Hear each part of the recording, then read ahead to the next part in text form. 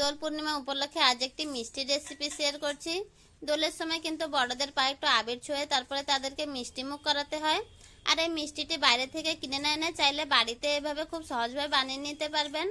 আজ আমি একটি মিষ্টি রেসিপি শেয়ার করছি, তো পুরো ভিডিওটি দেখতে থাকুন, আশা করছি ভালো লাগবে।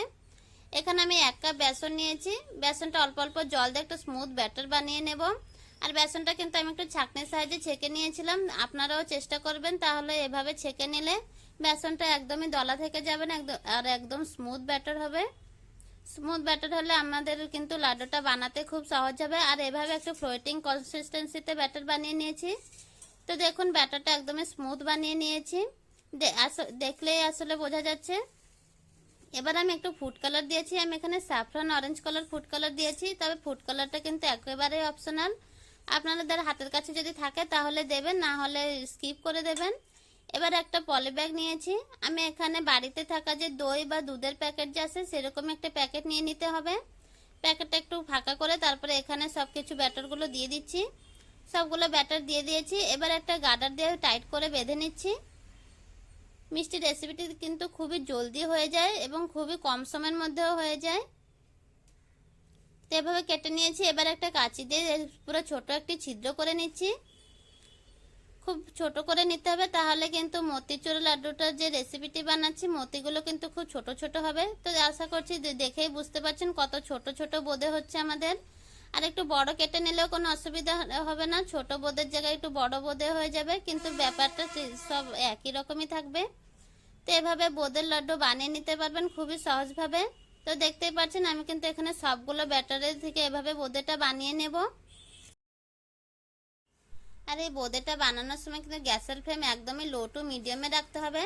সবগুলো বোঁদে বানানো হয়ে গেলে একটা সাইডে রেখে দেব। তার এবার সিরাটা বানিয়ে নেব। আমি এখানে 1 কাপ চিনি দিয়েছি ও 1.5 কাপ জল দিয়ে একটা সিরা বানিয়ে নেব।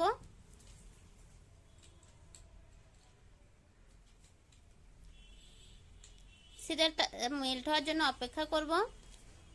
এবার দিয়ে দিচ্ছি একটু স্যাফরন ফুড কালার। আমি এখানে আরো একটু ফুড কালার দিয়ে দিচ্ছি, তার কারণে কালারটা খুবই ভালো আসবে, একদম মতিচুর লাড্ডুর মতন দেখাবে। চিনিটা মেল্ট হওয়ার জন্য অপেক্ষা করছি।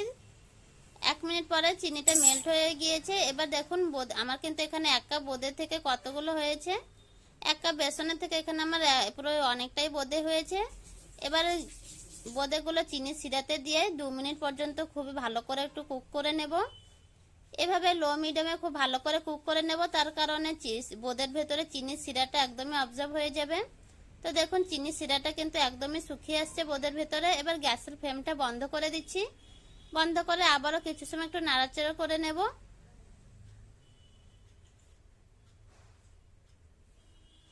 বাড়িতে চাইলে কিন্তু এভাবে বোঁদের রেসিপিটি বানিয়ে দেখতে পারেন, খুবই ভালো হয় খেতে। এবার একটু লাস্টে ঘি দিয়ে দিয়েছি। এবার লাড্ডুতে যতটুকু ঘি দিয়েছি চাইলে আপনারা কিন্তু বেশি করেও দিতে পারেন।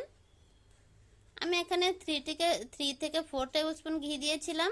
এবার ঠান্ডা হওয়ার জন্য অপেক্ষা করব। 5 মিনিট রেখে দিয়েছিলাম রেস্টে, 5 মিনিট পর ঠান্ডা হয়ে গিয়েছে। এবার লাড্ডুগুলো বানিয়ে নিচ্ছি। আশা করছি আজকের এই লাড্ডু রেসিপিটা আপনাদের খুবই ভালো লেগেছে। ভালো লেগে থাকলে অবশ্যই চ্যানেলটিকে সাবস্ক্রাইব করে নেবেন এবং ফেসবুক থেকে দেখলে চ্যানেলটিকে ফলো